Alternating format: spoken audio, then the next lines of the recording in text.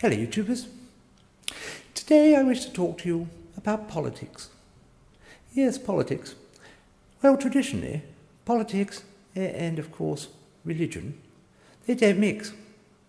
This is what has always been said by, well, the secularist types.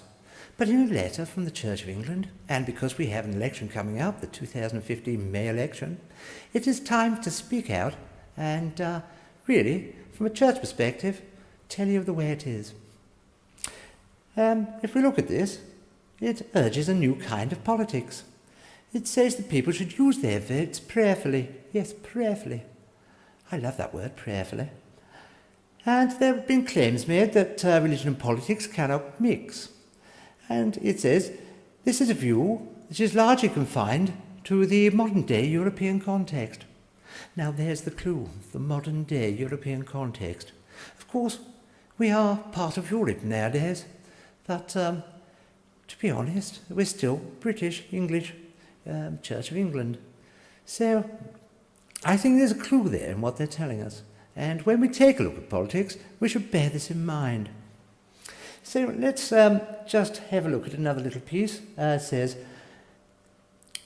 the claim that religion and political life must be kept separate is frequently disingenuous. Now you might be thinking, what on earth is disingenuous? Well, in this particular case, it means rubbish. Or if you're American, trash. So basically, the fact that you can't keep religion and politics together is in fact trash.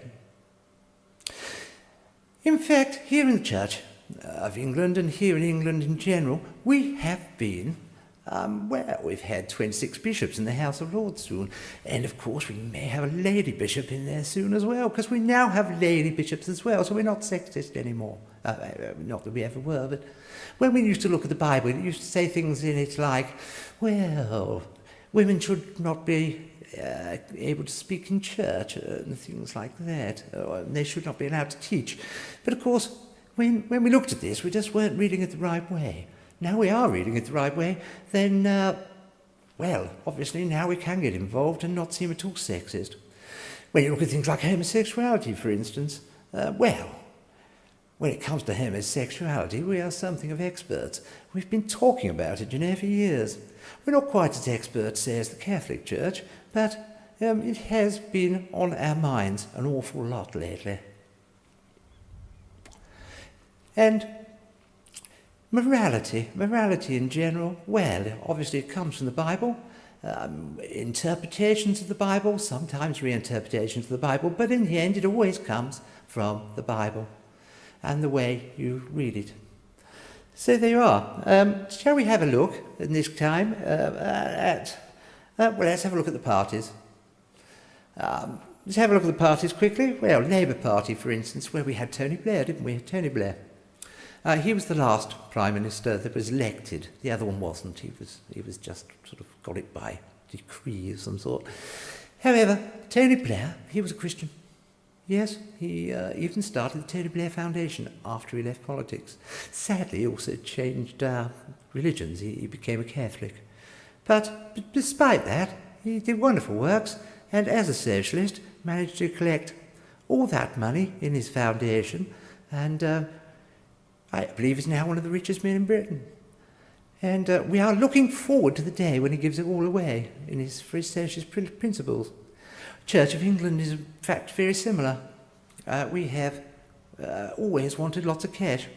We always need cash, Everybody needs cash, and when it comes to politics, cash is where to get it. So, why do we need cash in the Church of England? Well, we have an awful lot to do, awful lot to do. We need to, well, there's all those sort of church funds for starters. The roofs aren't cheap, and neither is all that furniture and the pews and all this stuff. It's not cheap, and it always needs updating. And the problem we've had is not enough spare cash. The reason we haven't had spare cash is because it's mostly tied up in those terrible stock market things, and we can't get our hands on it. So once we have enough cash, we can then spend it on such things, or even put it into more stock market things and then get more money out and then spend it again. This is the way of the world, and it's the reason that the Church of England has a lot better balance of its books than in fact governments do. In fact, someone pointed out to me just the other day that the Church of England actually has more money than the British government.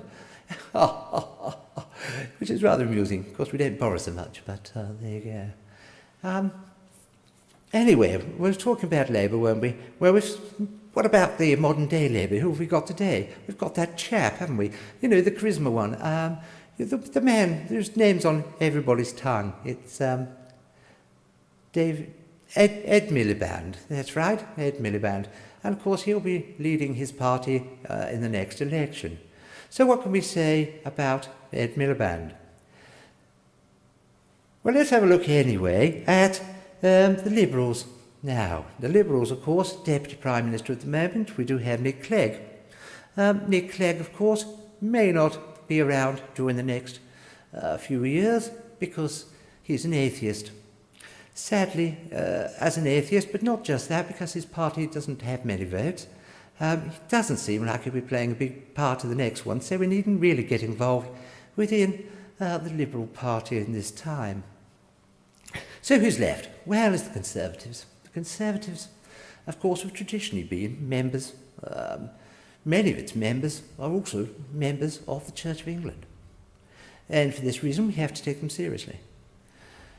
They did, of course, promise us a way out of Europe with the referendum in the last election.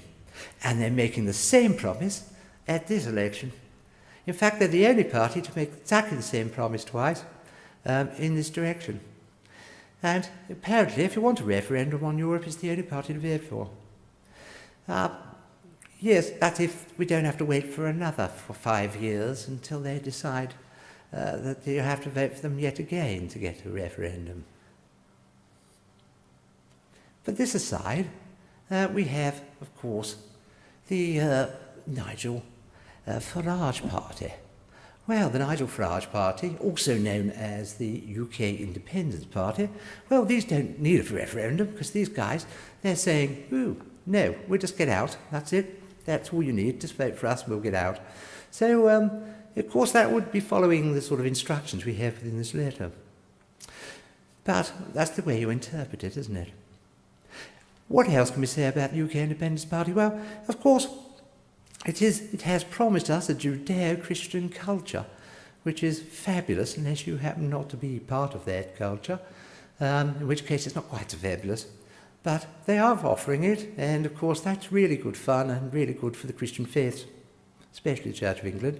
Of course, we already are part of the government. Anyway, anything else I can say on this matter? Yes. You see, people think that the church in general has never really been involved in politics, but of course it always has. Apart from the bishops and the House of Lords, there have been other ways that the church has even infiltrated into society. Take organisations like CARE, for instance, the Christian Action, Research and Education Group, charity, or Common Purpose, another group, a charity, that what it does, gets interns, places them out there in places like, political positions. We have, for instance, within the Parliament, we have the MPs, and they take on these interns, but not just the British Parliament, but also the Scottish Parliament. Also, we have them within the European Parliament. And not only there, we also have these interns placed within the media groups, and of course on the TV and all the other media styles, the news.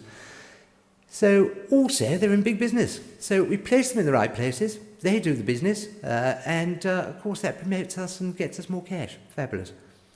You might say, well, Common Purpose, that's not really one of theirs, is it? Well, yes, it is actually. I mean, it is run by the Bishop of Leicester, so that kind of helps.